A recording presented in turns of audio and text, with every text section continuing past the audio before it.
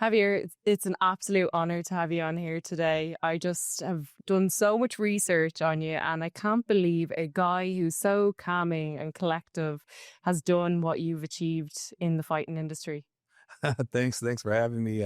Thanks for the great compliment. A lot of it is, strategy and a lot of it is luck, so you have to have both and you have to be persistent in what you love, in order to accomplish the things that I have. And I have all three: luck, Mm, mm. persistence, and love. Have you always believed in luck? Uh, a little bit, because it was just yes, because it's like not everything was designed your way. Something just pop up in your will works, and it just goes. You just go with it, but it's Mm. it's not something that you planned. It just pops up. Do you think someone who doesn't work hard gets presented with luck?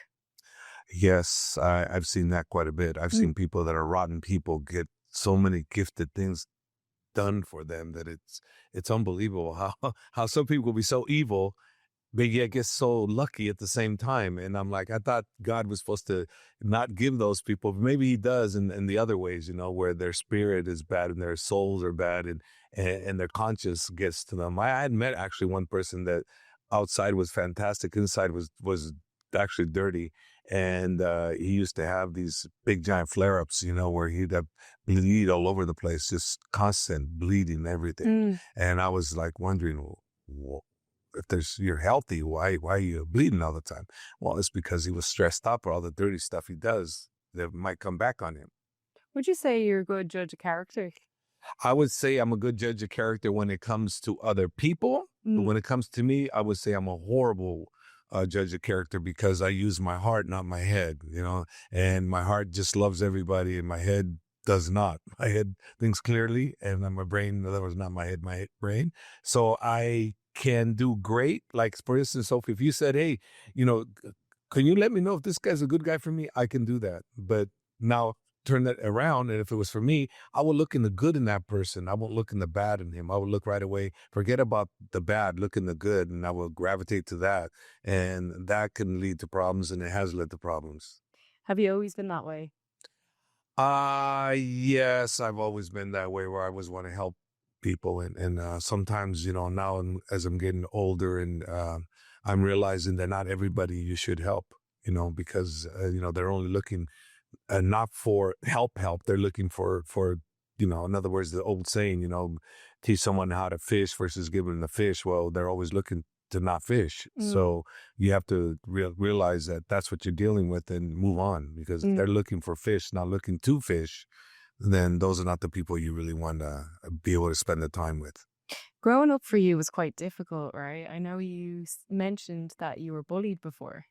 Yeah, growing up was not quite difficult in the sense of bullying, but the sense of poverty. Mhm. Yes, it was. Um, but, one of the biggest things is when I came to the United States, it was my father brought the whole family, and my uncle and my grandfather all in a pickup truck. And How old were you then? six, six. So he brought us all over, and when I came here, I was being bullied by verbal, not physical. But I would be the one to get physical with them, because I didn't know how to speak back with them. But they called me a wetback, and basically mojado. That's what they used to call me. And rather than fight back, which I didn't know, I would use my fists. So I would fight. And ironically, the kids that always picked on me were not Americans; they were Mexican Americans. So it was my own Latino Ingrained. kind that would call me a wetback, Mm. not Americans, and not anybody else but Mexicans. They would call me wetback, so I'd fight with them. I'd beat them up, and so that's in that way, as far as fighting. But as far as growing up in poverty, yeah, it was not easy. So when you started fighting then, did you have like a keen interest in fighting because you had to defend yourself? Or was it something that you were like, I want to be like one of those fighters? No, I had a keen interest to defend myself. It had nothing to do with wanting to fight. I basically got involved in martial arts only because I was at a nightclub. I had used my brother's ID to get um, uh, you know, an ID that says I'm 21 years of age, so Basically, I was 19, and I was I got involved. No, I was 18. Sorry, I was 18. So I got the fake ID, and I'd go with a girlfriend that would take me to a nightclub, and she would always tease me with other people, and she'd flirt with other guys all the time. So she was flirting with the drug dealer type guy. And me being me, don't know any better, I got jealous, so I went up to the guy, and before you know it, we almost got in a fight. The bouncers broke us up. And after that happened, I was so angry, that of course, when I went up to him, I wanted to fight, right? Because, it's my woman. But then all of a sudden, when it was over, I realized, wow, I could have got myself in trouble and I don't even know how to fight. I'm like, I better go to a martial arts studio after that. So that's how I started. And where was your first studio that you went to visit? My first martial arts studio that I went to was Tong Sudo. It's a Korean martial arts, and under Jeffrey Scott. That was my first one. I stepped in there, and he was the only one that actually spoke to me. I've been into other martial arts places, but no one spoke to me, and I felt stupid just standing there waiting. And so I left, and because I was very shy, so I wasn't the kind of person that would go, hello, I need help. I just sit there thinking like, okay, someone's gonna come looking around, and no one ever came. So I left it. But then when I went to this guy's place, he came and greeted me right away. And obviously the reason why is because he needed the business. So I was a customer. Mm. When did you start your full-time fighting career? Because I know you're a world champion at some stage, right? Yeah, I started my fighting career. It all started, first I started with Jeffrey Scott. And I boxed when I was 12 years old for about 6 months, but I didn't think that was self-defense. I just thought it was boxing. And what happened is, as I'm training with Jeffrey Scott, I found out that, what he was teaching, the mental thing and everything, just a bunch of lies about master this, master that, can do this and that. And I just found it to be not real, and I was looking for something better. So I ended up, through a friend of mine, ended up going with this instructor named Scott Coker, who actually became the promoter for Strike Force, and then became Bellator promoter. And he was like my best friend, became my best friend. So I started training with him. And as a result, training with him, he's the one that started in the martial arts promotions called PK Karate. It was called West Coast Productions, and he do the full contact promotion. So I got involved with him. And how I got involved with him is I had a friend of mine that I lived with named Juan Alexander. And I used to be one of those, I could beat that guy. I could do this. I could do that.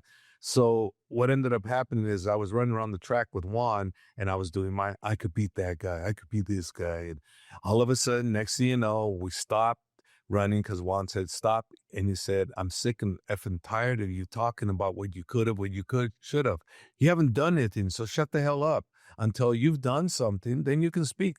Right now, shut up. And I'm like, I was so angry that he told me that. I'm like, oh, so I wanted to say something to him, but he was right. I mean, no, I haven't done anything. So what can I say? I'm going to fight with him. He probably would have beat me up. Anyways, so right after that, I was with Scott Coker. About 2 weeks after that, we were at a Denny's, and he was wanting someone to come and do a demonstration with a legendary fighter by the name of Bill Superfoot Wallace. And he goes, hey, I need someone to do an exhibition with him. I have the other guys, but I need one more. And I said, I do it. I raised my hand up. I'll do it. And he's like, okay, you're on. But I was joking. I wasn't serious. I was not serious. I was thinking, are you crazy? I'm not going to do this. But then I was going to tell him I'm not serious. But Juan Alexander, shut the hell up until you've done something. So basically what ended up happening is I shut up. I went and did kickbox aerobics for cardio to try to get myself in shape for this thing. And I had the privilege of watching Bill Superfoot do a seminar before the fight because I had known him. And as I went to watch his seminar, I realized that what the hell did I get myself into? This guy's going to knock my head off.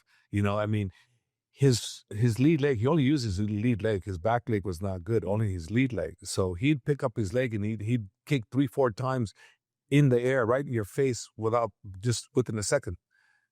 And I'm just like, oh my God. what did I get myself into? I'm going to get beat up. So I went in thinking I'm going to keep my hands up really nice and tight, up high, and et cetera, et cetera. So when I went into the exhibition with him, I kept up my hands up really tight like I wanted to, but it was great. It was no big deal. I was like, oh, it's nothing. I was like, he went, I went, he went, I went. And, I felt really good. The promoter comes up after the first round, says, you want to come down? I said, no, I'm fine. So he goes, okay. And the announcer, he was a ventriloquist for one of the famous guys from Las Vegas. His name will come to me, but anyways, he did magic, for him. So David Copperfield. He was with David Copperfield, and he was the announcer for this event. He goes, "How many of you think Bill Superfoot is winning this exhibition?" And Bill does this, like for people to clap. Nobody clapped. Oh. And I'm not thinking nothing of it. So I'm okay. We're going to the second round. The very first thing he did is he kicked me so hard. He sent me 3-4 feet back. I went right back up to him and I punched him. He hit me again. I punched him. He hit me again. I punched him. So that second round, I was fighting for my life. So he hit me. I hit him. He hit me. I hit him. And I blooded his face up a little bit. And after the round ended, his corner looked at him and he was bloodied up and he's like, come on, Javier, one more round. And I'm like, now I'm super tired. Now I know what it was like to actually be in a fight, right? And the first round was like, this is easy. The second round, no, he beat me good and I beat him. So it was one of those, but he wanted to get me back. So I knew if I went one more round with him, I would have been done. He would have knocked me out and he would have enjoyed knocking me out. So I said, no, I'm out. So after that, that's when my career started. Was that your first taste and your first experience of like, okay, this is what fighting is? That was my first taste of what kickboxing was. I had actually my first taste of fighting when I was 12, when I boxed, and that same kind of feeling where you're like gasping for air, and yeah. So that was my second one, but I didn't realize that boxing was fighting. Because it's very different when you obviously do a lot of pad work and these types of classes until then you get hands in. Because I've fallen down the honey trap before thinking, oh, I like kickboxing and hitting pads. And then I was asked to spar once and I was like, okay, I'm a lover. I'm not a fighter. Yeah. It's a whole different ballgame, and if you don't do it properly and take care of the student, and if you want to fight, okay, it's different. You throw them in the pool, let them swim. But if you're not a fighter and you don't want to fight, you want to experiment with it, they need to be handled with kid gloves. It's very important because it's a very traumatic type of scenario if you don't want to fight and you're learning to defend yourself. It has to be handled very appropriately because otherwise it can go really bad. Do you think a coach can be a good coach without professionally fighting? I believe 1,000,000% a coach can be a great coach without actually fighting. And my son, Javier Mendez, right now is actually proof of that right now. And I was just had the privilege and great honor for me as a father to corner with him on the UAE Warriors here in Abu Dhabi. And I cornered with Romero Cotton, his fighter with him. And I was amazed at how good he was, and I'm like looking at my son. I go, I'm very proud of you because you know what? You're better than your dad was at this particular age. You're ahead of me. So keep doing what you're doing, keep learning and keep improving. And you don't ever have to fight. I taught him you don't have to fight. You just have to know the paths. You have to know the sport. You have to know, you have to study it. You can't just come in and think you're going to do it. No, you got to practice. You got to study it. Because if you don't fight, you have to do something. You have to work harder than everybody else. And that's what he's doing. And one of the times before I came here, it was after an event. We went to an event with Scott Coker's event. There was the Bellator former president. And we went to one of his events. And after the event, I went home to our gym, and it's 11 p.m. at night. And I'm going, okay, son, I'll see you at home. I goes, no, Dad. I go, what do you mean no? He goes, I'm going to go train. I said, oh. It was 11 p.m. and he wanted to go train in the gym. And I said, okay, go ahead. So that's what it takes. That kind of determination, that kind of love, that kind of persistence. And he had all of that. And he still does. And he made that decision on his own. He made that decision on his own. I didn't do anything with him that. My biggest thing that I've worked with my fighters is the mindset. and I get their mind in the right direction before they can do something positive for themselves. And whether it be fighting, whether it be something else. So I work on the mind. And I give you, for instance, with my son was almost 300 pounds at one point.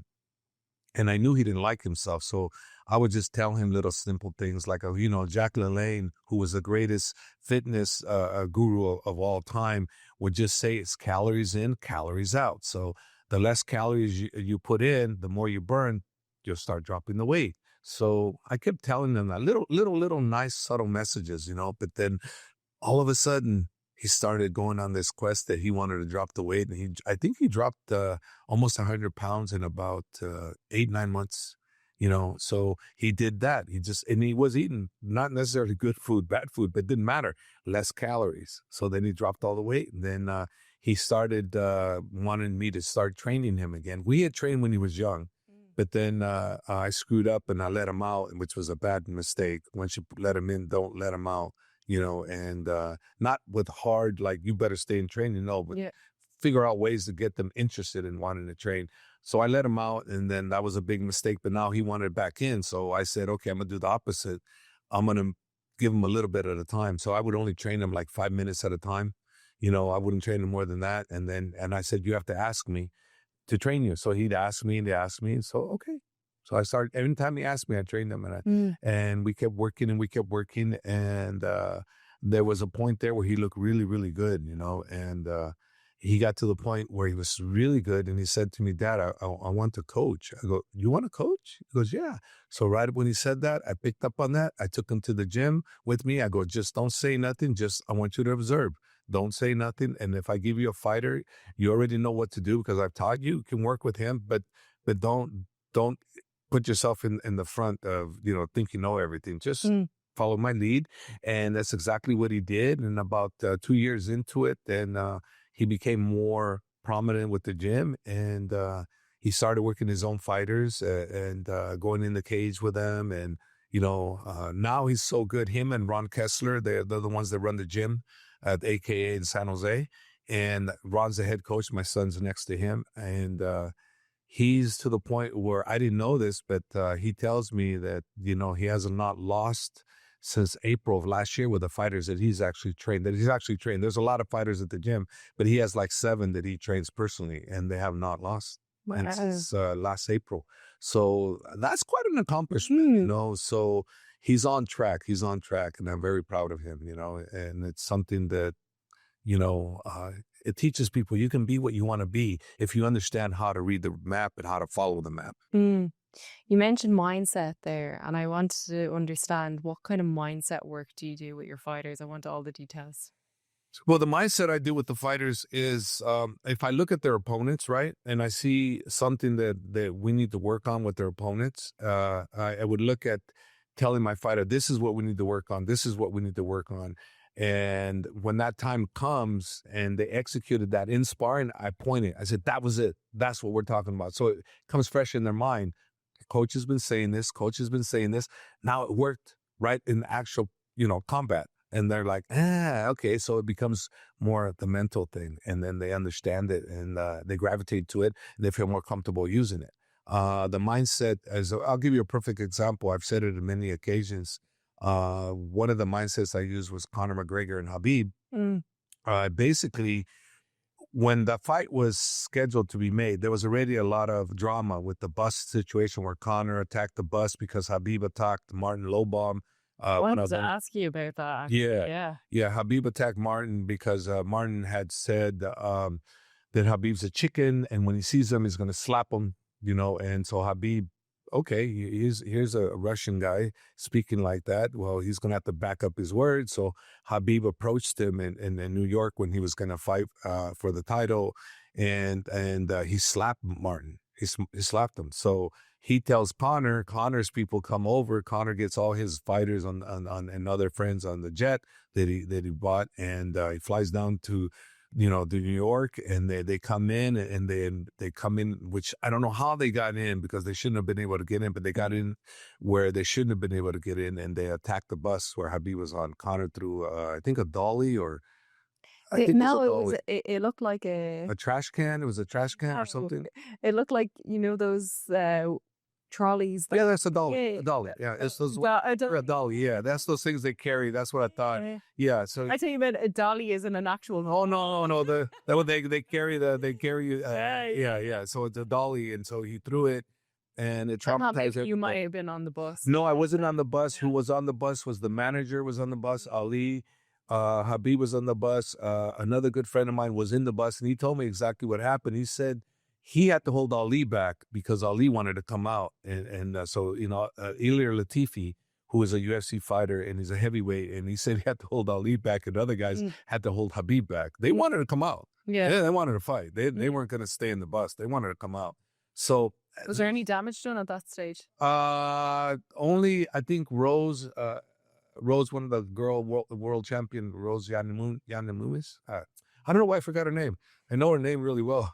Thug Rose, okay? We'll call her Thug Rose. I guess she was traumatized because she might have got something in her eye, glass in her eye or something like that. So for her, it was very traumatizing. A few of the other people was too. But as a result of that, the fight was made. So I knew what Conor was going to do. I knew that he was going to use the art of war, which is, rile you up, get you pissed off. So you would come into the fight, angry, this and that. So I told Habib when the fight was signed, they came from training camp. I said, look, he's going to come after your father. He's going to come after your country. He's going to come after your religion. He's going to come after your mom.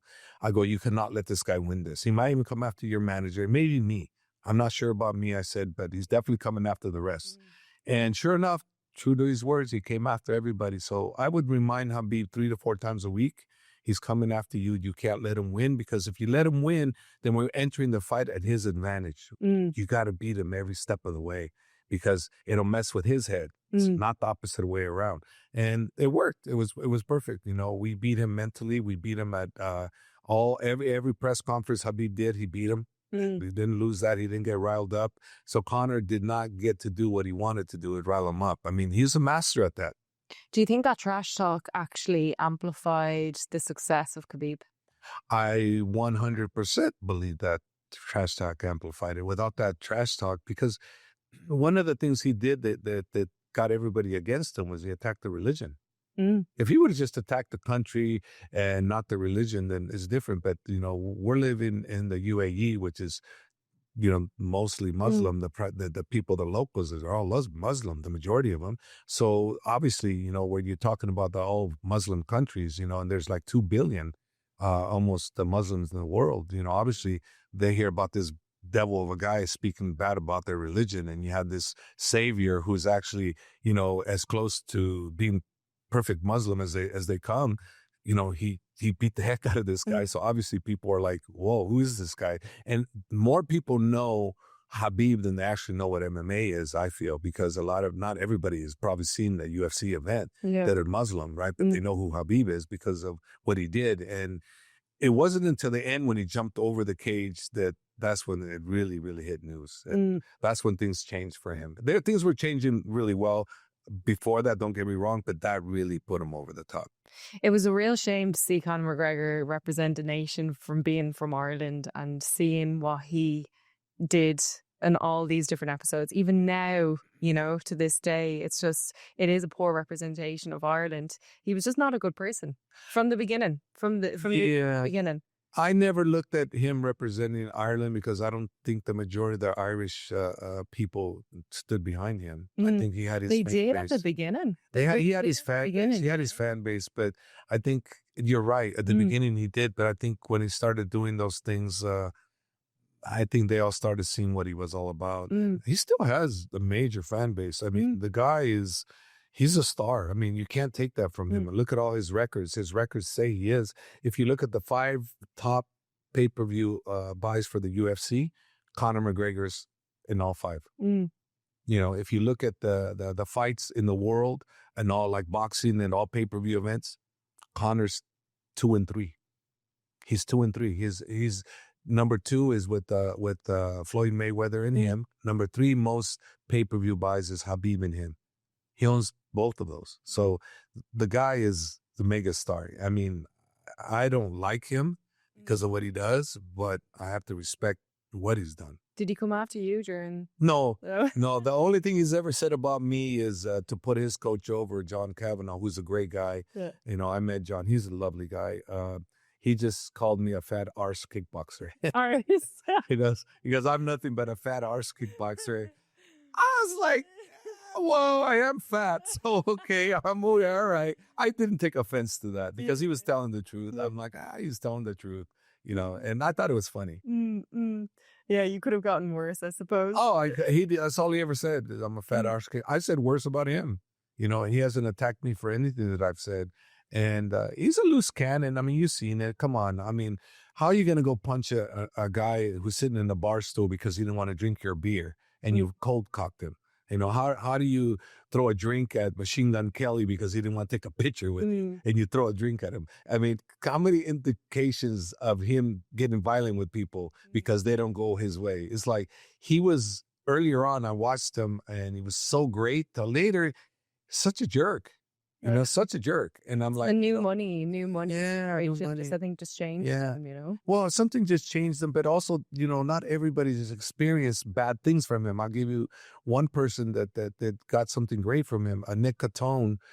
He has a gym in New Jersey, and his son died by a freak accident at a hospital. And Conor McGregor sent him a lot of money for support, you know, and he didn't even know him. So this guy's not all bad, you know, it's just some of the things he does is just bad, you know, and I wish he just wouldn't do those things and people would probably love him more, you know, but he doesn't get as much love as he does dislike because of some of the things he's done, you know. Yeah, I'd love to kind of connect the dots and see what's going on inside his mind. Maybe all he needs is a good counseling and continuing to stay on track, and maybe he will change because, I mean, he's very charismatic.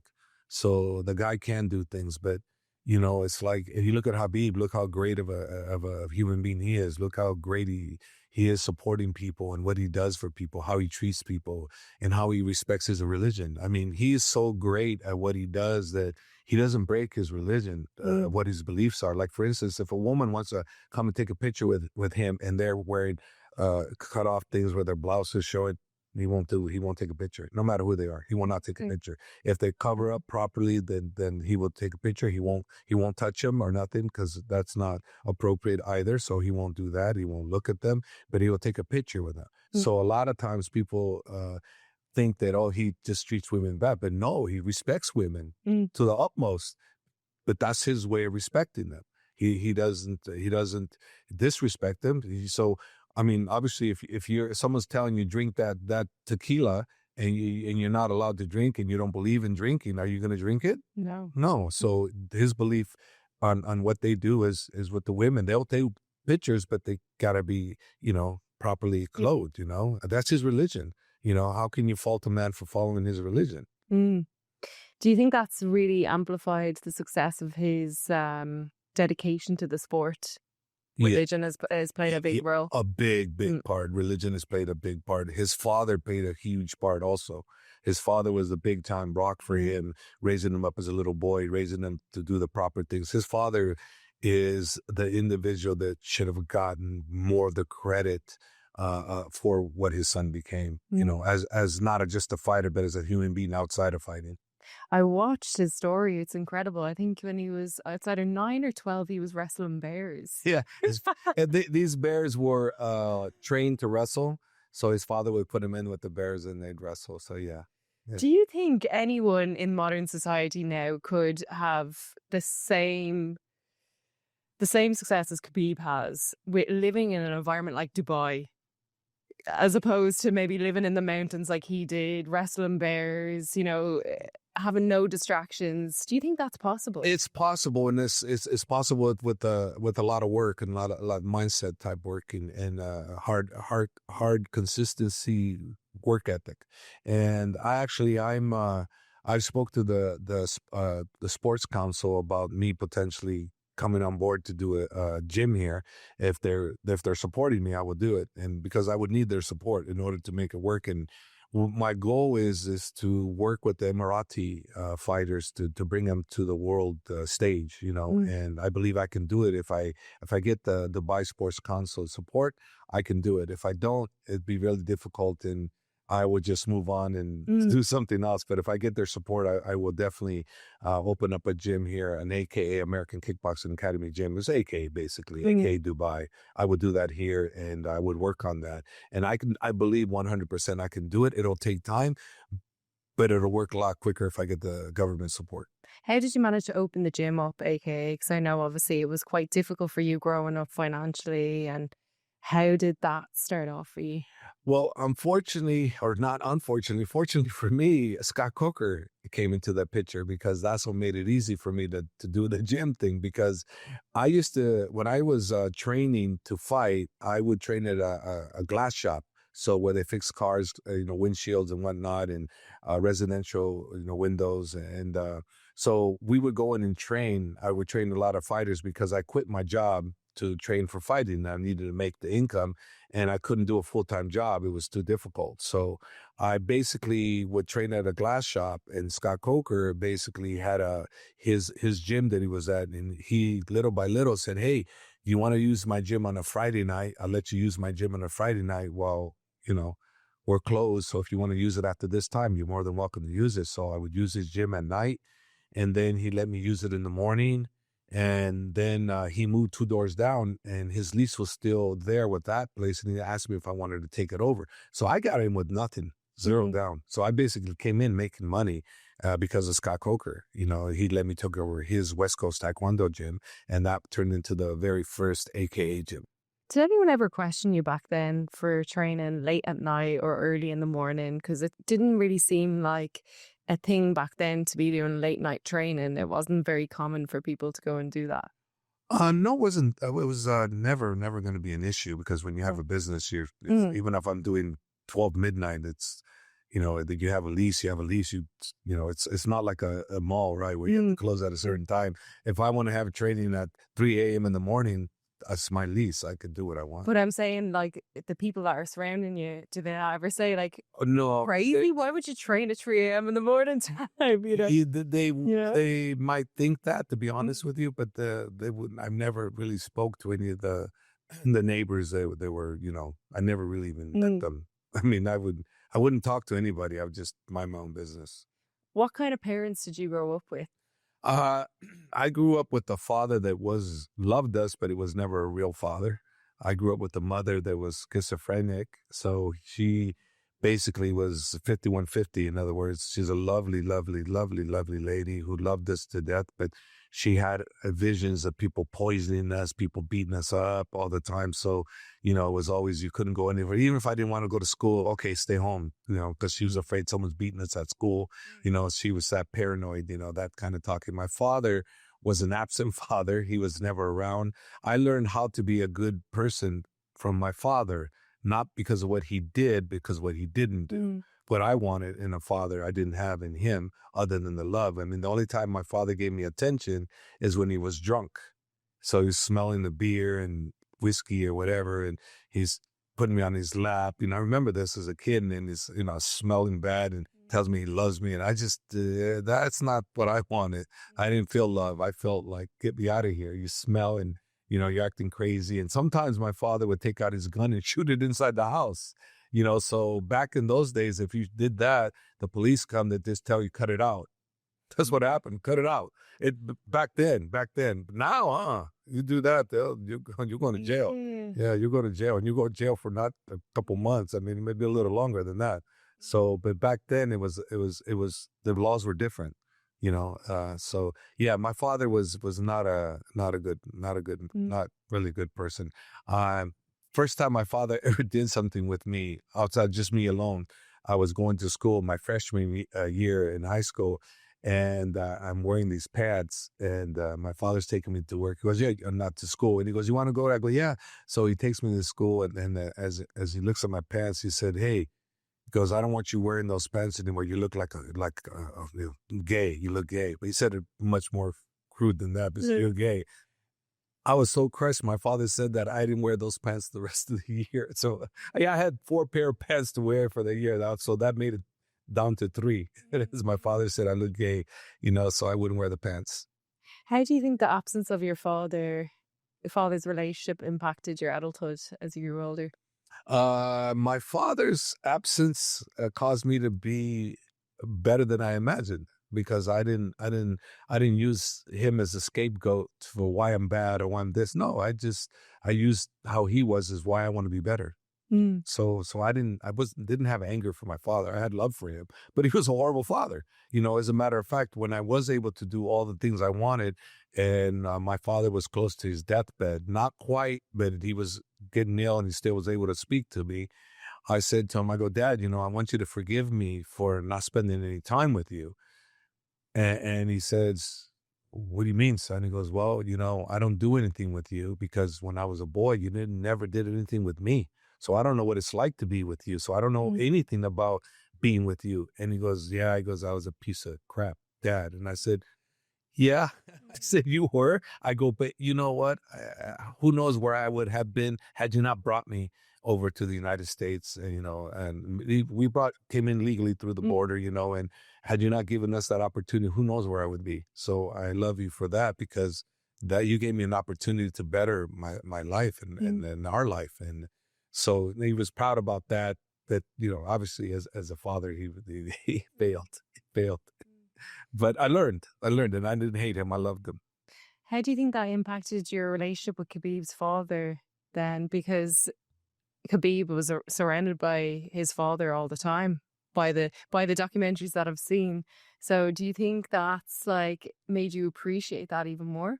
No, I didn't think anything of it because Mm, I didn't wish I had a better father, mm. in that regard. I wish I had a richer father, but not. That would have been easier. Hey, I would have been easier. I would have accepted my dad. Oh, you give me money, give me a Lamborghini. Okay, no problem. Come here. But no, when Habib's father came in, I saw how great of a man he was, humanitarian, and what a great father he was, what a great teacher he was, all around great individual. Mm, I just didn't think anything of it. That I was very happy that he had someone that's that powerful. And you got to imagine one thing, and this is very important, as people as coaches know, why would someone that's been training someone their whole life who happens to be their son, and they understand how great his son was going to be, why would they allow him to train with me for all his UFC fights except the first one before I met him? mm, Why would his father let him train? All Habib's UFC fights were with me, except the very first one. And his father couldn't come. So his father and I didn't get to train Habib together. It was always me, mm, with my team. And anybody that's a great coach would never allow that. They would say, you don't need to go, stay here, but Habib's father allowed him to come. That's the kind of great person he was, that he was not afraid of me. He was looking at what's best for his son, and if I can give his son something that's great that he could do also when he's back there, but Habib wanted to train in the U.S., then he was fine with that. His father did come one time, I believe 2015. He came to observe the training, and he was there. He's perfect. He stayed, out of the way. And then he got involved, but he never got involved where he would step on my toes. mm, He always was perfect in his mannerism, and we gave him the utmost respect right away. And at the very end there, he told Habib that I'm very happy with you there. You're good there. I trust Javier. So Habib's father never spoke to me about how to train his son. That's how great of a man he was. He never spoke to me. He never said, don't do this with my son. Get my son doing this. Nope, mm, nope, nope. And there was a lot of conversations Habib and I had that were very ironic and funny because I'd look at videos of our opponents and I say, okay, Habib, we need to do this. We need to work on this. And he goes, yes, coach, I know. And I always go, what do you mean you know? I'm just telling you this now. He goes, yes, father say the same thing. So, yeah. Father say the same thing. I go, okay, well, there you go. So that's what it used to be like. mm, He is an amazing man. The world lost a great leader, and the family lost a great father. mm. What was your first experience when you met Khabib? Uh, my first experience with Habib is um, he couldn't speak any English. Mm. So when he sparred the very first time, he killed everybody. And I was like, God, this guy's great. And I would say, relax. And he'd go harder.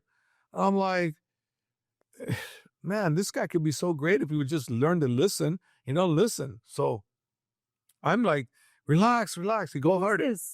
Where was this? In San Jose. and AK in San Jose. So he'd go harder all the time. And I'm like, as time went on, he got to speak a little bit better English, and he said, "Coach, something, you say, relax, relax." I go, "Yeah." He goes, "Oh, I think maybe, I mean, harder, go harder." And I went, "Ah." Then I realized that he was listening to me, and that's when I realized, oh, this guy's going to kill everybody because of that type of mentality and his great grappling that he had, and that's when I realized he was going to be great. And another thing too is he would spar without headgear, and I made him wear headgear. So he has a headgear that I gave him from Everlast. That still to this day is the only headgear he's ever used, and it had to change names on it because it was Everlast, and Reebok came in and sponsored the UFC. So what he did is he put a tag of Reebok on the headgear so he could still wear the headgear for sparring, because when the UFC comes and films it, they can't film Everlast, they have to film Reebok. So he'd do that. And another thing too, he didn't ever wear a mouthpiece. So one of my fighters, while they're sparring, his name is Josh Thompson. He would spar with Habib quite a bit. And Josh said, "Hab," goes, "You always say we have to protect ourselves." I go, "Yeah." I go, "Well, how come Habib doesn't wear a mouthpiece?" I said, "What are you talking about?" I said, "Habib." He goes, "Yes, coach." I go, "Come over here." I go, "You have a mouthpiece?" And he's like, "Yeah." Though I go, "What the heck's the matter with you, Habib? You have to wear mouthpiece." He goes, I said, "We don't wear mouth." I go, "Habib, listen." I go, "When you're sparring, yeah, sure, 1,000 times you spar, nothing happens. But that just takes one time, a headbutt or something. Next thing you know, your teeth are gone." He goes, "Okay, coach, understood." So then from that point, Habib always wore a mouthpiece.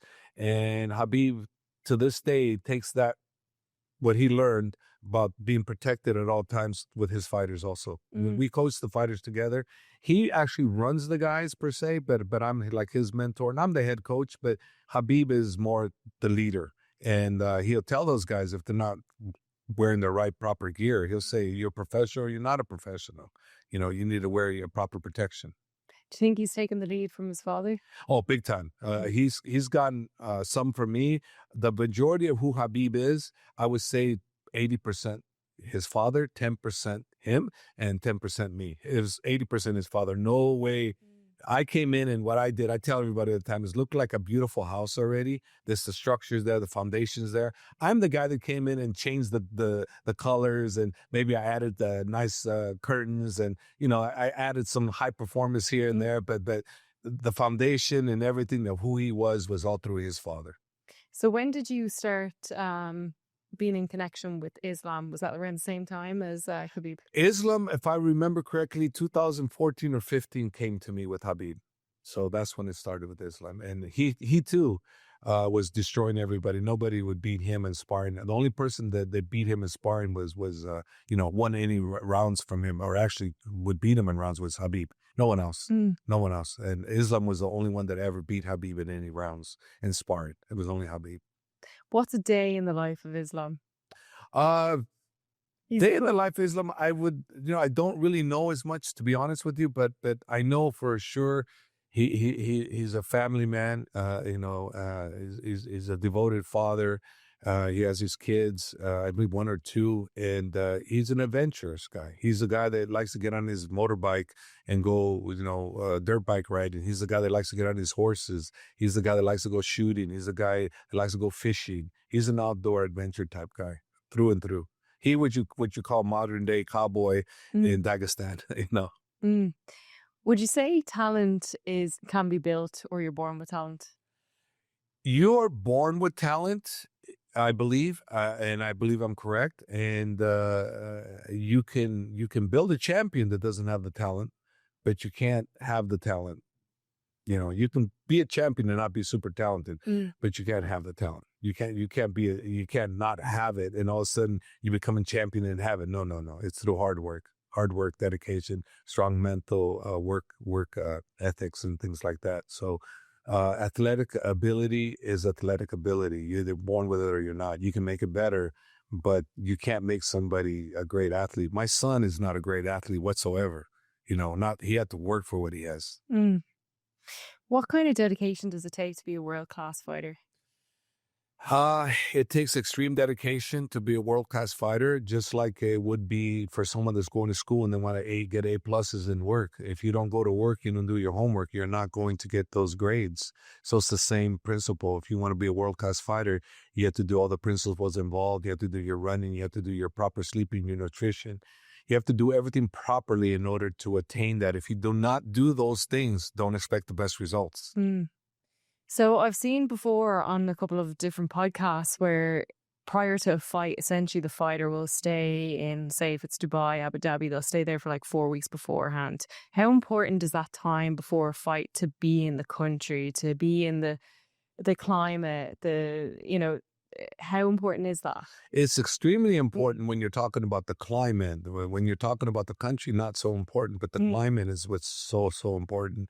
Like, for instance, here we're going to be fighting on November 4th or 5th at the Coca-Cola Arena, the PFL, where Usman Nurmagomedov is fighting for the world title, lightweight title. And we're going to be training here about 1 month, 5 weeks to 1 month for that fight here. And because he's in Dagestan, Russia right now. So there's going to be a slight difference. So we'll come here and train. And we've always done that. When we fight here, we come over here and we train. The least we've trained here is a month, the most 2 months. But we'll be training here a month for that reason, to get acclimated to the climate. Not the country, just the climate. Yeah. Has there been any stages through your fighters that they haven't had that time to acclimatize and it's like really backfired on? Yes, we've had that happen before. What the fight we had here, the fighter we had, Romero Cotton, when he came here to fight UAE, he came here and he got really sick. He was sick the day before the fight. He was in the hospital. He had to get IVs, rehydrate himself, and I was actually worried. I was worried he wasn't going to win his fight because he was going to run out of gas, because there was no way he was going to get full strength after what he went through. And sure enough, the fight happened exactly like I thought. The unfortunate thing for us is he beat up the guy so bad in the first round, he tired the guy out, that he was super tired, but his opponent got even worse tired because of what he did to him. So that helped us out. If it wasn't for that, if the opponent didn't take that much damage, we would have been in trouble. So that's where it hurt us. Coming here, 5 days out before the fight was not a good thing. What goes through your mind when you watch your fighters actually fight? Like, do you feel adrenaline? How do you feel? When it first started happening with coaching, I couldn't sleep. I got insomnia as a result of that. I got insomnia, and it really sucked because I couldn't sleep. I was like, oh my God, what if I screw up? Oh, what do we need to do to win? Oh my God, we can't lose, la, la, la. So I had all these demons inside of me, and it was really bad. And I go into the fight nervous. And on top of that, I go in with half asleep because I wasn't sleeping. So as time went on, I got better and better. Now, I don't even think about the fights. I don't think about nothing. I just think about staying relaxed, going in there and observing the fight, not going crazy. I just look, and I'm just like this, and I'm looking. I'm not looking this way. I'm just looking straight at what's going on there. Because imagine if you're driving in a car, right? You're going 60, 70, 80 miles an hour, and you turn like this, and you got in a wreck. Right? You know that. You know that feeling, right? Yeah. You miss, that split second. Well, it's the same thing I think about the fights. So if you do this, if you get nervous and you're thinking, then you're not thinking clearly about what's there in front of you. And you're there to guide your fighter, to be the eyes for him on things that he may not see or she may not see, and advise him, hey, you come back to the corner, hey, you need to do this, you need to do that. But if I'm focusing like settling Habib down on them, which I used to do, I go like, hey. And after a while, I said, it's not working. So then I would do this, like, hey, I would do this, and look, like I tap like this, hey, yeah, like I'm like, hey, you guys chill out. And they're like, oh, I'm crazy. And it got to the point where, I couldn't handle them doing their thing. So now, if you watch me in the corner when I'm with Habib and any of those guys, I leave them alone. I don't even bother with them more. Let the commissions handle with them now, because the commission will go, sit down. You can get points taken away. Sit down. And Habib's a master at it. He's really good at how, when he does what he does. So he still gets emotional. I don't. It's easy for me. I'm like, before it was like this. My arms are like that. I'd be not nervous. Now I'm like, that's it. Do you think that just comes with practice, though? It comes with practice. Yeah. It comes with working. Mm. It just didn't get that way because of the experience I got it because of what I wanted to do. I knew that it was not good for me. That's why people always ask me, they go, hey, how come, what do you predict this fight? Your fighter is going to win what round? And I said, 5-round war. Well, why 5-round war? Why don't you don't think you can submit the guy? Or I said, well, if that happens, fantastic. But if I lose track of telling you he's going to knock him out in the first round and he doesn't, then my mind thinks, oh, he didn't knock him out. That one time I thought about that could have been the time I missed what's going on. So I don't want that. So if I'm prepared for 5 rounds, then I'm engaged 5 rounds. If I'm not, I'm going to be there 1 round, and then I could get lost. I could lose where I'm at, and I don't want to do that. And I learned that myself as a fighter, because what happened is one of my world title fights, one of the coaches tells me that, hey, the guy's no good. His left arm is no good. He can't even throw it. So in my mind, I'm thinking, oh, the guy can't throw it. Well, I'm in the fight. I lost this fight, by the way. So all I kept thinking about is that guy keeps hitting me with that left hand. I thought that left hand was no good, but he kept hitting me with it. So, I learned, I go, see, I got mindset into thinking this guy didn't have a left hand. Well, that wasn't true. He had a great left hand. He proved it by punching the hell out of me. So I told myself, don't short sight yourself. So I learned a lot of what I do now from the mistakes that I did myself or were taught. So that's how I learned. I'm a thinker. I'm not one of those guys who just I'm just going to do what you say. I'm going to think about what you say. I'll do it because you asked me to say it, but if it doesn't work, I'm not going to do it again. Do you think it's important for fighters to have a bit of a mental rehearsal, to imagine themselves inside the ring, imagine them fighting? Do you think that's important? 1,000,000%. You have to imagine yourself winning. You have to. I tell my fighters all the time, imagine yourself winning. Imagine yourself how you're going to win. Different variations of how you're going to win. Not just one way, but pick your A, B, C, D, E's, whatever. I'm going to submit them. I'm going to knock them out with this hand. Imagine yourself winning. You have to play that to become the best you can be. If you do not feel you're going to win and you think you're going to lose, you will more likely lose. It happened to me there too. So I went into one of my fights, the one fight where at the bad shoulder, I went in thinking I was going to lose. I didn't go in thinking I was going to win because I was burned out, overtrained, and I just said, I'm going to lose this fight, but I'm going to make it fight. I'm going to make it a fight. And then after I lost the fight, I realized what a stupid mistake that was. If I'd have went in with the right attitude, I could have potentially won. But I didn't because I went in defeated already. So you have to go in with the mental attitude that you're going to win. Like, for instance, if you're taking a test in school and you say, I'm not going to get an A, so I'll just do my best. But did you really do your best? If you went in with the attitude, I'm going to ace this thing. I know what I'm doing. I did my studying. I did all my work. I'm going to ace this thing. More than likely, you will ace it. So to me, it's how you put your mindset in what you did in preparation. So you can't say you're going to ace something and you didn't study the material and you didn't know the material. You have to know all those things. So if you're a fighter and you're entering the fight, you have to believe in what you did, all the hard work you put in, and you have to believe that you can finish this individual in the things that you were working on. They have to be realistic.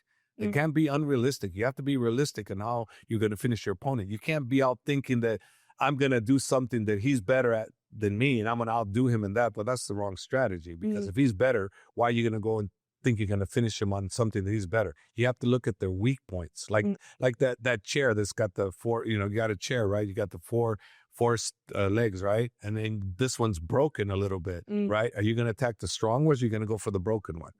For the broken one, because it's going to crumble, right? So that's the kind of mentality you have to have in fighting. You have to look at, where can I expose this individual or her? Where can I expose her if it be a female fighter? Where can I expose her or him if a male fighter? Well, you have to look at them. You have to study them. You have to see where they're good at, where you're better at than they are, where you're weaker than they are. So then you got to devise the game plan. Game plan is extremely important. And I always tell my fighters, I go, we're not playing checkers. We're playing chess. So with checkers, it's like, everybody knows the rules, this and that. MMA is entirely different. There's so many disciplines involved in MMA, and if you don't know how to use your knight, your bishop, your queen, your pawns, they could go bad. It can go really bad. How often do you have to try reprogram your fighters into changing their mindset? Like, has there been any times where, they've been self-doubting, like how they're going to perform on the day, or has there been any situations like that that you really have to coach the mindset? I have to coach mindset a lot, Mm. not in one time, many, many times, because sometimes they have illusions that they're going to do something that I know they can't. Mm. So the fighter will say, well, I'm going to go and stand with him. And I said, what? What are you talking about? You're going to go stand with him? You can't outstrike him. You can't do this guy's 10 years of fighting to your 6 months of fighting, per se. You can't do that. I go, you need to go your 10 years of wrestling versus his 1 year of wrestling. So that's where you want to go. So I do that all the time. That's very common, very, very common. And now it's getting to the point where so many people are so well-rounded now, but Yeah. now it becomes a little bit more trickier. Now you got to really analyze where you're better and be realistic. Some people are too unrealistic of what their fighters can do. You have to be realistic of what your fighter can do. Mm. Has there been any stage in your career where you've said certain things and you think you've pushed it too far mentally with your fighters? Uh, yeah, big time, Mm. big time. I didn't recognize one of my fighters, Cain Velasquez. He'd get injured all the time, and I'd never per se pushed him per se, but I didn't stop him because he just could do things. He had incredible cardio, so he would be doing things, and he was getting injured all the time. Torn knee, his elbow, his shoulder. Would always get injured, and I'm like, "Well, what the heck's going on with this guy?" So I never stopped him from training. I just let him go because seemed like flying. And it wasn't until I asked him one day, I said, hey, I go, man, you get injured a lot. I go, this was way into his career when he was already a champion, and I said, did you ever get injured in wrestling? He goes, no. I was like, what the heck? I'm thinking, now I got it. Because Kane used to do this thing when he sparred. He'd say, I'm hot, I'm hot, I'm hot. And I go, well, relax. He goes, I'm hot. I said, Kane, relax. And then the third time he said, I'm hot. I said, Kane, relax, just relax. And he goes, you don't get it. I go, what do you mean? He goes, I'm hot. My body's hot. I went, so then I would pour water on him, give him extra water and pour water on his head, So he was he was an engine that overheat. Oh, yeah. So I'm starting to think, oh my God, he's killing his body, and I'm like an idiot. I'm not monitoring it and stopping him. So all the injuries were happening because he was overheating. So when you get a car that overheats, what happens? It breaks down. Well, that was what was happening with him. So I went, darn it, big, big mistake on my part. So I've gotten better by the mistakes that I didn't pick up as a coach and some of the mistakes I made. So yes. Have you ever had that conversation with your fighters that, like potentially said, look, I'm sorry for this? Yes. Yeah. Yes. You've taken ownership of it. Of course. I learned before I was not that kind of a coach until one of my fighters back in the day named Josh Koscheck. I would throw him underneath the bus because of things he didn't do, which he didn't do. And so the interviewer would ask me, well, what a lot? I said, well, he knows what to do. He just didn't do it, and he got really mad at me. He would get pissed off at me all the time. He'd confront me and he said, what the hell's the matter with you? Why are you throwing this? I goes, the coach is supposed to protect us. And I go, I just told the truth. What, you have a problem with that? He goes, yeah, you're supposed to protect us. Why you doing this and that? And I didn't see it his way. I saw an interview asked me a question. I'm just responding the right question. I'm answering the correct answer. And after he said that, I start thinking about it and I go, God dang it, he's right. I'm the father, I'm the mother, they're looking upon me. If they didn't do something, maybe I didn't tell them, it shouldn't be their fault that I didn't tell them, it's my fault. And if I did tell them and they didn't do it, again, it's my fault. I have to take ownership for that. So he taught me that. So my fighters have taught me to be a better coach by things of that nature. So yeah, I've gotten better because of people like Josh Koscheck, who I had wars with. Yeah. Yeah, I think sometimes you need to be challenged to see the blind points and what how you're acting. So how did you start working with Kane? I started working with Cain back in, I believe it was 2006. Wow. The Zinkins was the manager for our fighters. I was part of the management with him, and he said, "Hab, I got your next world champion." He says, "The guy's got cardio for days." His wrestling coach, uh, Tom Ortiz, said this guy's got cardio like you wouldn't believe, and this and that, and I said, "Okay, I'm sounding interesting." And I go, "What's his name?" He goes, "Cain Velasquez." I lost interest right away when he said Cain Velasquez. I said, okay. And I was just like, some fat, overweight Mexican, because Mexicans aren't that big, right? So I'm thinking that's not a big deal. So I'm saying, okay, in comes Cain Velasquez, and I'm up on the ring watching guys spar, and Cassandra Clark, who brought Cain from the airport, goes, "Hab, your fighter's here." And I looked again. I said, he looked very fit, right? I'm saying, this didn't look like a regular Mexican I'm used to seeing. And I said, "Hey, hi, how you doing?" I go, "Oh, I thought you would have been bigger." Right. And I was joking. And he goes, "Oh, yeah. I have to gain weight for wrestling because 285 is the pounds is the top of the weight for them. So he was like about 250. So he'd gain about 30 pounds or so for wrestling, or maybe a little less, but he had to be in the 265 to 285 range, so I was laughing when I told him that, but he was sincere, but I was joking because I did not see that coming. Mm. So how was the coaching career with Kane? What kind of person was he like to coach? Cain was a joy to coach. At the very beginning, he was very quiet. He didn't goof around. He just, he did what he was told.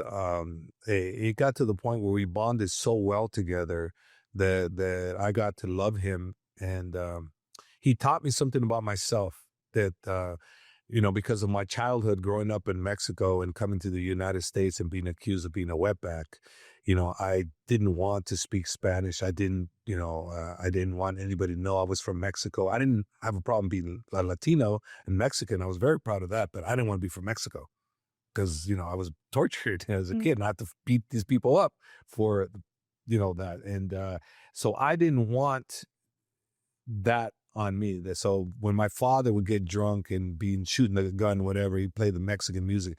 I hated it so bad. I was like, it's like anything related to we're from Mexico, I didn't like.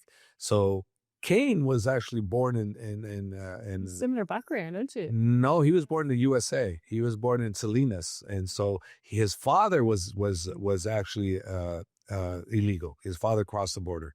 And his father married his mother, who was legal. And of course, that's how that became. But we're not similar. We're opposite of each other because he was born in the U.S. I was born in Mexico.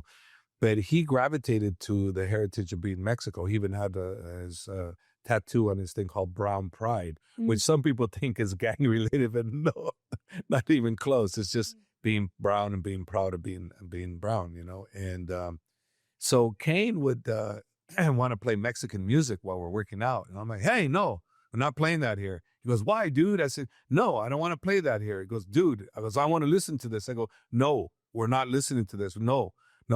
So next thing you know, he wore on me. And then finally I'm playing the Mexican music and I'm actually liking it, and I'm enjoying it, and now I actually, the majority of the songs I listen to are Latin music.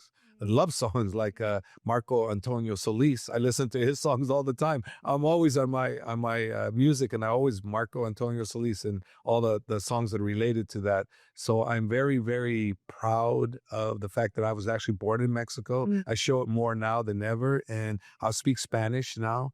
Whereas before I wouldn't, no way. I would someone would say to me, "Hey, te quiero hablar una palabra." They want to speak to me or something, and I say, "I'm sorry, I don't speak Spanish." Sí, no, te veres que no hablas español. No, I said, no. So they cuss me out in Spanish because they call me like what do you call a coconut? Because here I'm, here I'm a Mexican and I don't speak Spanish. So they call me coconut in Spanish. No. And I couldn't respond because I told them I didn't speak Spanish. So that happened a lot. And now you'll hear me in my gym, I played Latin music, you know, and my son, who doesn't speak Spanish at all, does not speak Spanish at all, doesn't understand it, he works out to Latino music, you know, and I'm like kind of proud of that, that here's my son taking the opposite direction of his dad. And he's half Mexican, half Hungarian and German, you know. So yeah, not half, but yeah. I get the maths. I get the maths. So with Cain, when was the last time you saw him? The last time I saw him was at my gym before I came here, and they gave him the 5-year sentence. And I haven't been able to get in touch with him. I've been trying. And he's tried to call me from the prison there where he's at, but he hasn't been able to get a hold of me because it's kind of hard for me to get calls over here. So I spoke to his daughter, and she says, I don't think you're allowed to make calls from over here to over there, I think. Something like that, you know. But people are in touch with them. It's just I haven't been able to be in touch with them. For the listeners, what exactly happened? How did you find out that news? About what happened to him? Yeah. Well, what happened to him is he had his beautiful son, little Cain, into a daycare center. And he found out that the daycare's son was molesting him. So Cain reported him to the police. The police took him in, and for whatever reason, they didn't believe that the guy was really doing it. So they released him. No bail, no nothing, just released him. Well, Cain finds out that the guy was released. He freaks out. He's not thinking clearly. And he gets his gun and he goes searching for the guy. So he first goes to the parents' place, and he's waiting outside for the parents to go where he's at. So the parents knew Cain was behind them, but they didn't call the police. But they knew the guy, that Cain was behind him. So basically, when they went to pick up his son, that's when Cain went in a high, car chase and after them and firing the bullets at them, etc. Which is a big, big no-no, because there was a lot of people potentially could be in danger. But he saw fire. He saw just anger and hurt, you know, and he wasn't thinking properly. And then, anyways, when the police came, he surrendered with no incident. He put himself on the ground right away. He told them the gun's in the car, you know, so everything was what you should be doing when you're thinking clearly, but the raise he had in him was not. And we did all EEG tests on our brain to see what our motor functions are, what we're good at, what we're not good at. And they wanted to do ours, you know, a bunch of our fighters to see comparison to Cain, and found out that on me, everything was fantastic except organization. I'm horrible at organization. I rated like a 67 on making things neat and organized. Horrible. I did bad. And now I realize why I can't do it. I still can't organize things properly. I'll neat things up. Clean wise, okay. But perfect folding the clothes and things of that nature, putting the furniture properly. I have no tolerance for it. Say you're organized chaos? I'm organized chaos for sure. Well, Cain has zero impulse control. So zero thought process, zero impulse control. So what that means is if you anger him, which is what happened in this case, the love of your child being molested, and this animal's out there on the loose, got him to go nuts. He wasn't thinking, so he went and fired the gun, you know, and that's why they got him. But you know what? Who knows what could have happened if he hadn't went to that person in person and met him man to man. He probably would have destroyed that guy, you know, because I know me personally, because I don't have his issue. I would have thought it out. And I said it in interviews. I would have had that guy disappear and I wouldn't have been around, and I would have spat in his face when I did it. And I would have. I would have done that if it was my child. I would have done that, you know. So I know who I am. I know what I can do, and I know what kind of control I have. He couldn't control any of it. And as a matter of fact, when he got the 5 years from the judge, the prosecutors wanted to give him 30 years. They wanted to give him 30 years. And the judge didn't do that. The judge basically gave him 5-year maximum, which is the least he could do. But he couldn't just let Cain go on scot-free, which I'm hoping he would have. And the judge, from what I was told, my friends were there in the trial because I was here, And they said the judge was practically in tears when he sentenced Cain. He didn't want to. He did not want to do that. And the ironic thing about this is this great judge was going to retire the following week. So he had to make sure that he got Cain in the system with him so he can give him a good, the best sense he's going to give. Because anybody else, who knows what they would have did to make a name for themselves. Who knows if they would have tried to give him 30 years or whatnot. And that would have happened. It would have been a tragedy because if there's anything that Cain needs, it's not that. And the thing that's sad is his son, little Cain, is still going through the court case with the molester. So their court cases started. So Cain's not going to be there with his son. So the son is not going to understand why his father's not there with him. So it's going to be sad for his son and for Cain too, because he can't be there other than probably the court time, but he can't be there at night with his son when he needs him the most. That's so difficult. Yeah, it's very difficult. How do you think his career is going to be after this? I believe his career is going to be fantastic after this because of what he stood for, what he did, and how many people are going to want his story and how many people are going to want to make a movie out of it. He's a movie. He's definitely a movie, 100%, 100% a movie. He is such a beautiful person, and I know that he's going to get out earlier than expected, which will be hopefully before March or in March for good behavior. And what that means is that he's going to sign up for programs that's going to help the inmates and the prison guards. And I can tell you without a doubt that the inmates love him and the prison guards are going to love him also because he's that kind of a person. He's an attribute to life. He's a beautiful guy. So when it comes to coaching, have you ever had to shut down talent because the mindset wasn't there? I've had some tough ones, but no, I never gave up on that. I can never give up. And I still to this day will not. And if it's not working, if he's fighting, I'm not stopping. If he's not fighting, okay, I'm not gonna work the mindset for him on that particular fight. But if he's continued to fight and I didn't get to him, I'll still try to the end. It's important. Maybe I won't try as hard, but I'm still gonna try. How often do you feel like, you're responsible for these fighters' lives, like essentially like a father figure for these guys? I feel the ones that I'm personally involved with, like on the training camp, I feel totally responsible for them. Totally responsible. But outside of that, I don't. Because I'm out. When I'm out of the training, I'm in my own world. I'm in my own world. So I can't say, oh, I'm always calling and finding out how they're doing. No, I rarely call. Once in a while I'll call, see how they're doing. The one I keep in touch with the most is Habib. And then the next one after that would be Umar. And then after that, Cain. Then Usman. And then Islam, those are the ones that I keep in touch with.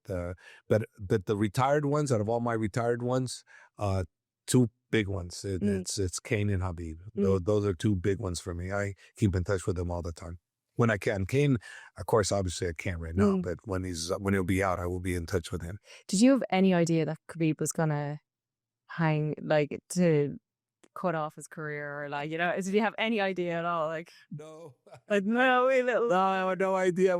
I was in after the victory. I'm sitting there and he's making his speech.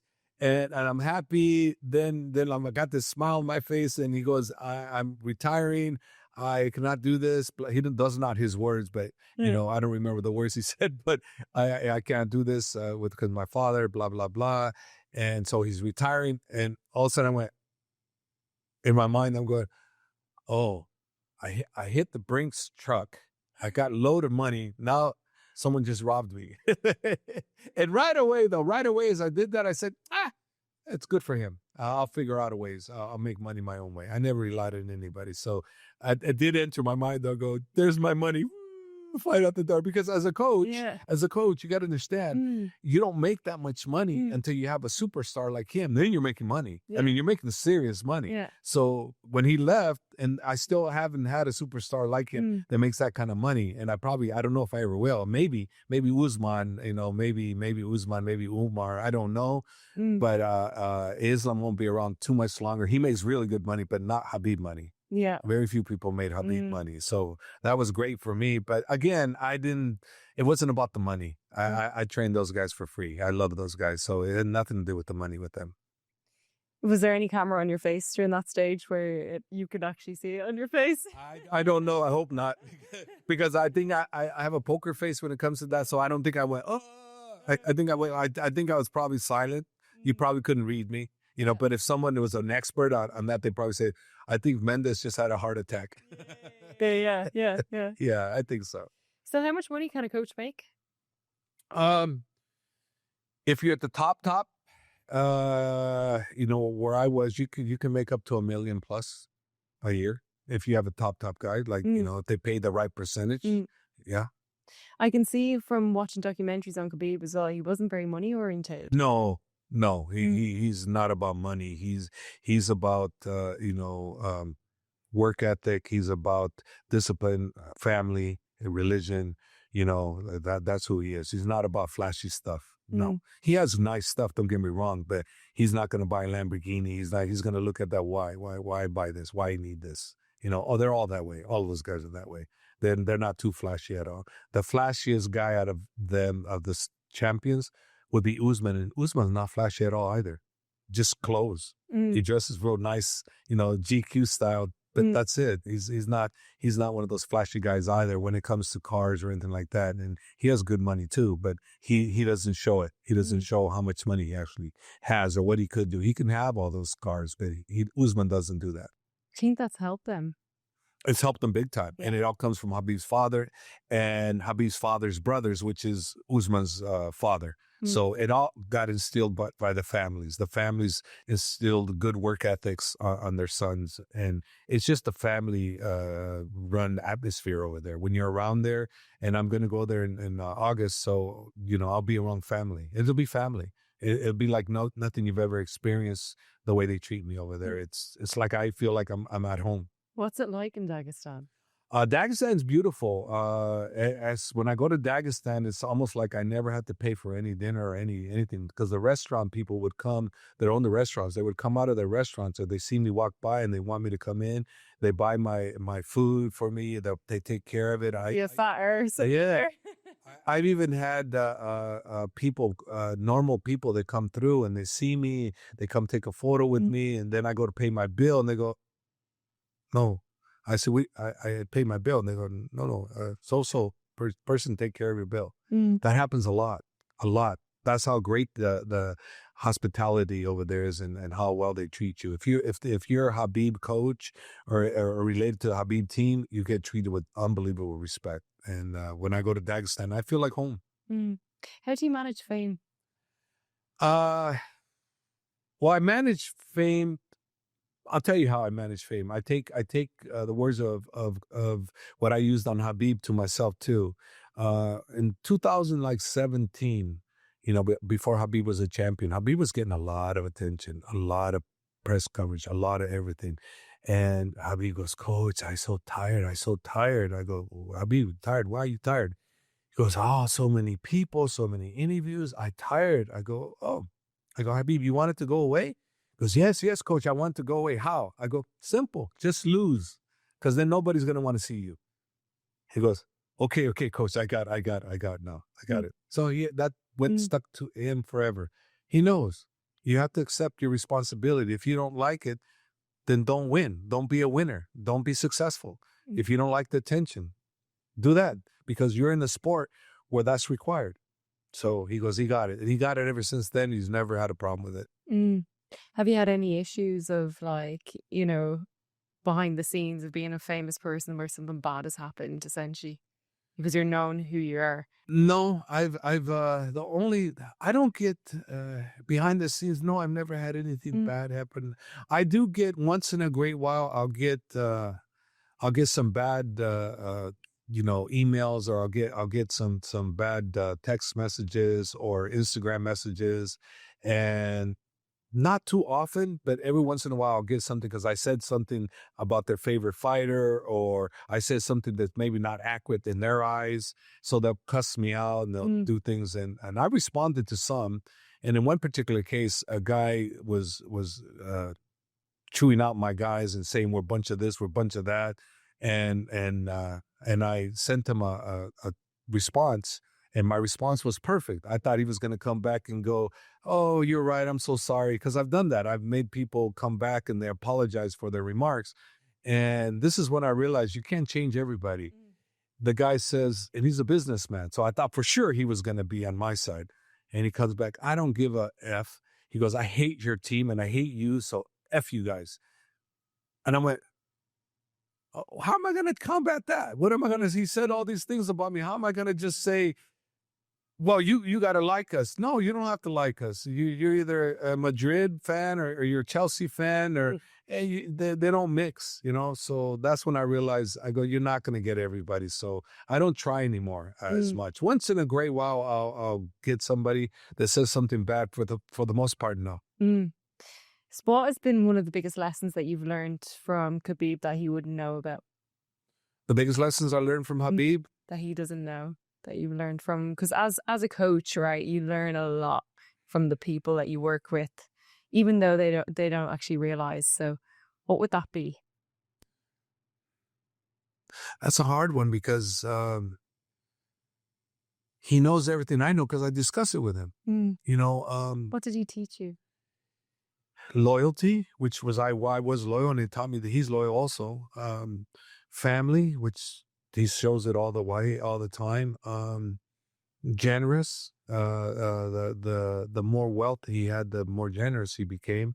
I mean, he does certain things like, you know, like for the Coca-Cola Arena here, he might very well buy 100 tickets for family members and friends, and he'll flies them down and things of that nature. He does things like that. I was just meeting one of the ministers here from Dubai the other day, and they were talking about they took Habib somewhere, and Habib bought all the merchandise, all of it.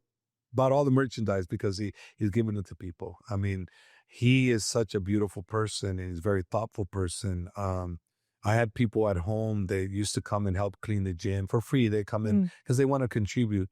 Habib would fly this individual. They fly him down to the events where we were at, put him up in a hotel, get him tickets. And those are the type of things that he does that I don't know anybody else that does that. And what I did learn about him is what a great humanitarian he is. He does a lot of charity work, but he doesn't tell people what he does. He never will, and he won't acknowledge it, you know, because obviously when you're as famous as he is, you have everybody coming at you. So he has a charity organization called Tuba. I think Tuba that you know, he helps.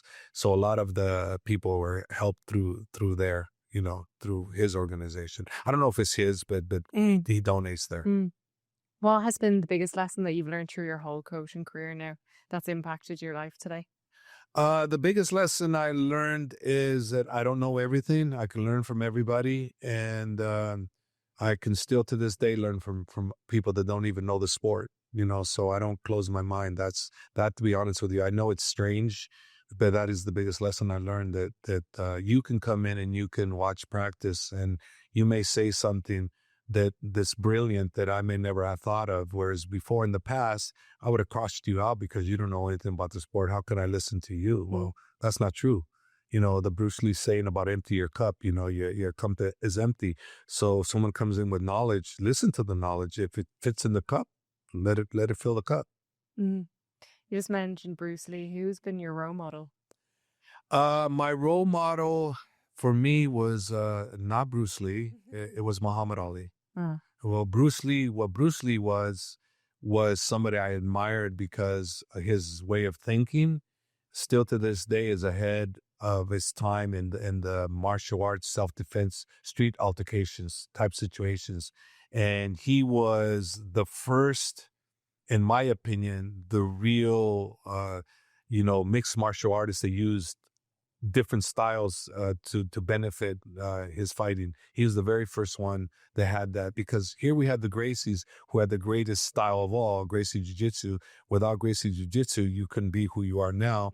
But Bruce Lee had in him way before that to not just use Gracie Jiu-Jitsu, use Judo, use Taekwondo, use Kempo, use Taekwondo, Kempo, and his Jeet Kune Do and all this other stuff. So Bruce Lee had all that in his mind, and also weapons.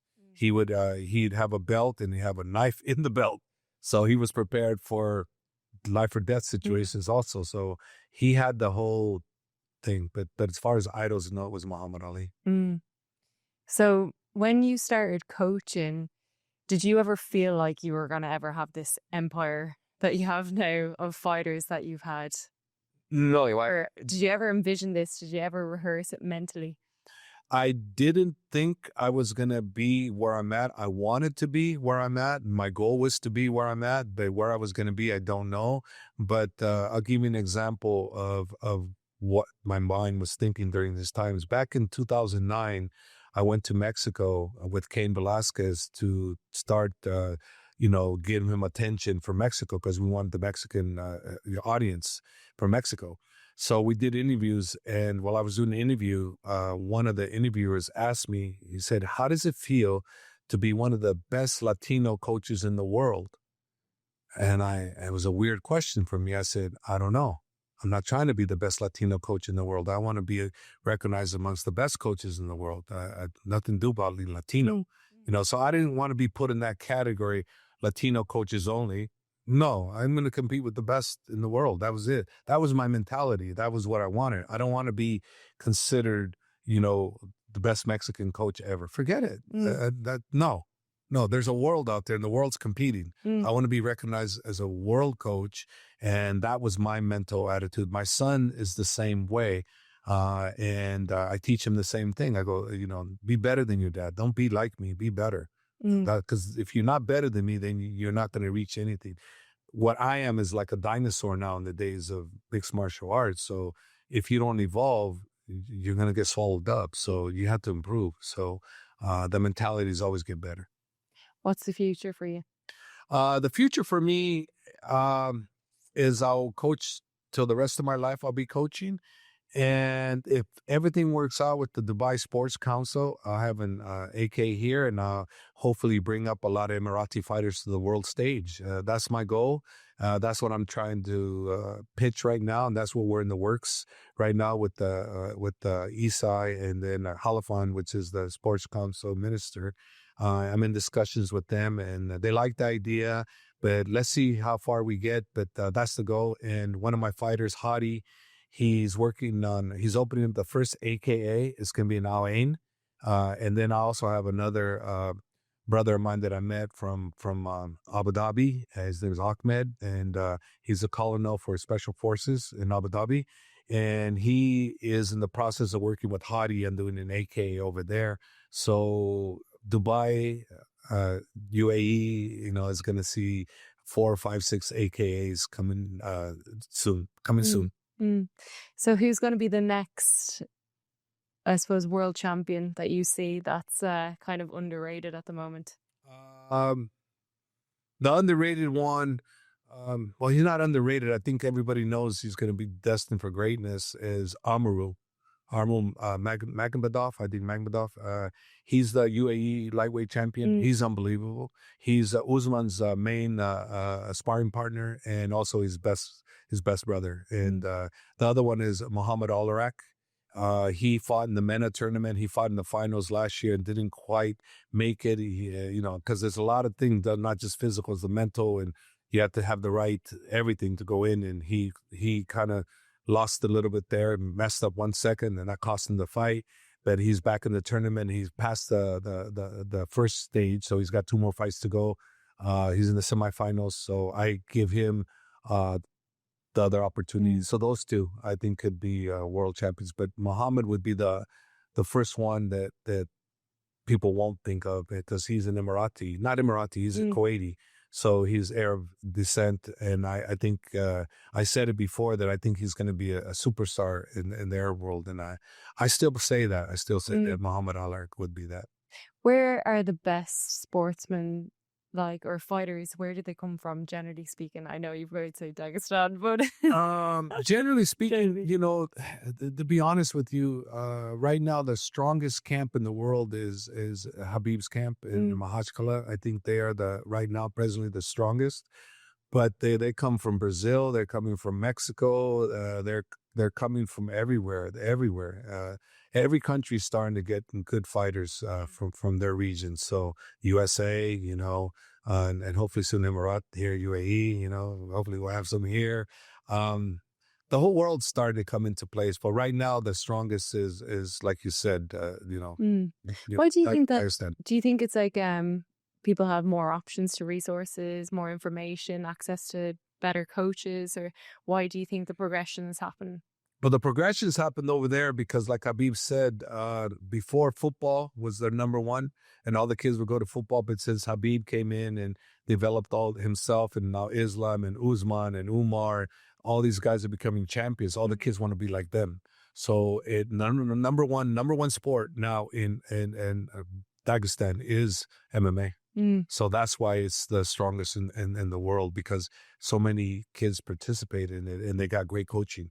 You know, so if you had the same amount of kids participating in it, like in here in Emirati, you'd have the same thing. You'd have the diamonds in the rough, and you can make them champions. You know, you can't make someone a champion, but you can identify the champion and help develop them into the champions that they're meant to be.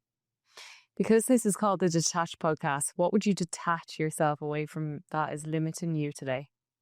Detach? Yeah. That's limiting me? Yeah. Any limitations? Anything that's getting in the way of that mindset of yours? My heart. I need to stop thinking with my heart. Use my heart and my brain, because that's what's cost me is I do things because I care about someone. I want to do good for somebody, but I'm not thinking clearly. So if I'm going to detach anything, I'm going to detach my heart from my brain, because my heart doesn't work that well. It's too generous. I think that's what makes you a great coach. It's my heart and my brain. Put those together, because if I use my heart, I would, it's believe it or not, it's both. And my heart, it just cares too much, and that's a great attribute to have, yes. But if I don't use my brain with my heart, it won't work. Thank you so much for being on the podcast. You're welcome. It's a pleasure.